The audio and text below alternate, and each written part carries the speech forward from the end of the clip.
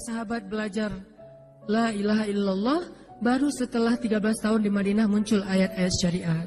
Syariat umroh, syariat haji, syariat puasa, syariat tilawah, syariat hijab.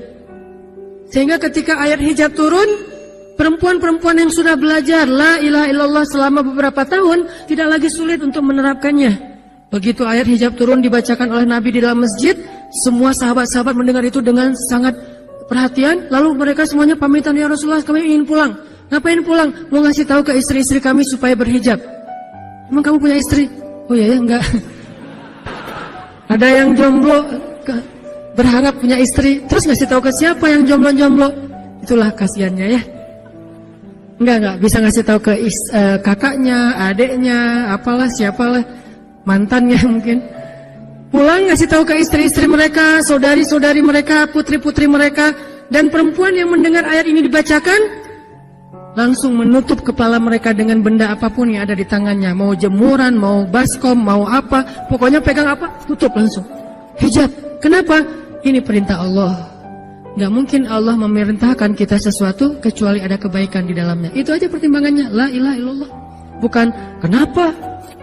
Kan lebih nyaman gak pakai hijab. Kan ini, kan itu. Enggak. Satu aja alasannya. Alasan la ilaha illallah. Kalau ini perintah Allah, sami'na wa ata'na. Itu dampak dari la ilaha illallah. Dikasih perintah sesulit apapun, termasuk Zainab dengan Zaid bin Harisah. Pernah kan baca kisah Zainab di surat Al-Ahzab?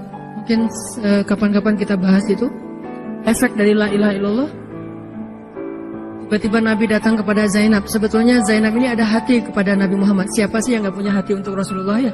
Semua cewek juga pasti mengidam-idamkan pengen jadi istri Nabi. Karena otomatis istri Nabi itu adalah dijamin surga.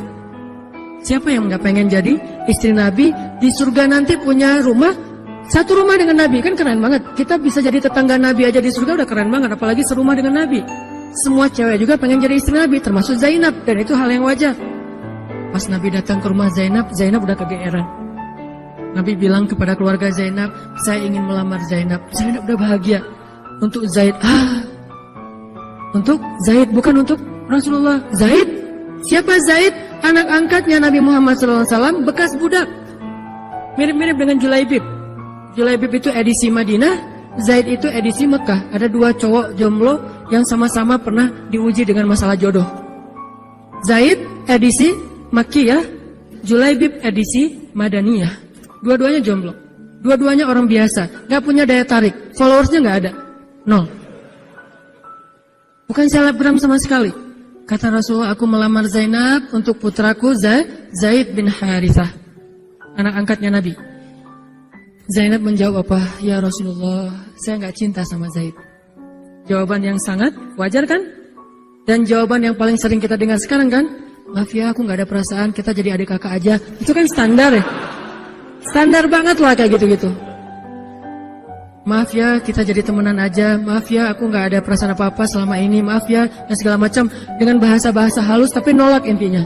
Kenapa gak bilang aja, udah gak usah kesini lagi? Kan jelas sih. Ini dengan bahasa, ya Rasulullah, aku tidak cinta kepada Zaid. Karena cinta juga pertimbangan yang penting. Dan Nabi juga tidak mengizinkan kita menikahkan putri kita dengan seseorang yang putri kita tidak berkenan dengannya. Tetap harus ditanya, ya Rasulullah, saya tidak cinta dengan Zaid.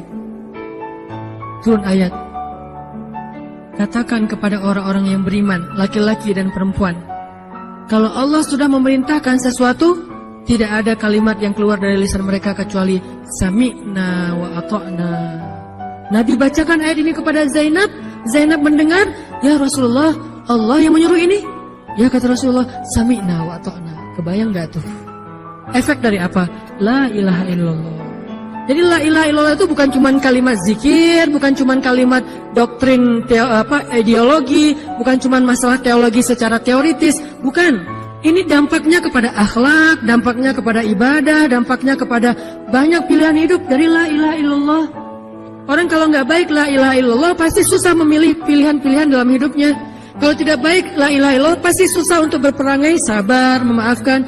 Itu semuanya ada hubungannya dengan la ilaha illallah. Sama kayak Abu Bakar, ketika dia sakit hati kepada orang yang memfitnah anaknya, dia cari tahu siapa orang yang pertama menyebar hoax tentang Aisyah. Ketahuan, dilaporin, diperkarakan sama Abu Bakar. Tiba-tiba turun ayat dari Allah, janganlah orang yang memiliki kelebihan harta di antara kalian bersumpah untuk tidak lagi membantu saudaranya gara-gara sakit hati. Hendaklah dia berlapang dada dan memaafkan. Itu perintah Allah, berlapang dada dan memaafkan. Terus konsekuensinya apa? Balasan janji Allah apa? Ala tuhibbuna ayyaghfirallahu lakum? Tidakkah kamu suka jika Allah memaafkan juga kesalahan-kesalahan kamu? Jadi deal-dealannya dengan Allah, bukan dengan makhluk. Enak aja saya maafin dia, untung di dia, rugi di saya. Enggak. Kalau kita transaksinya dengan makhluk, kita rugi. Tapi kalau kita transaksinya dengan Allah, kita untung.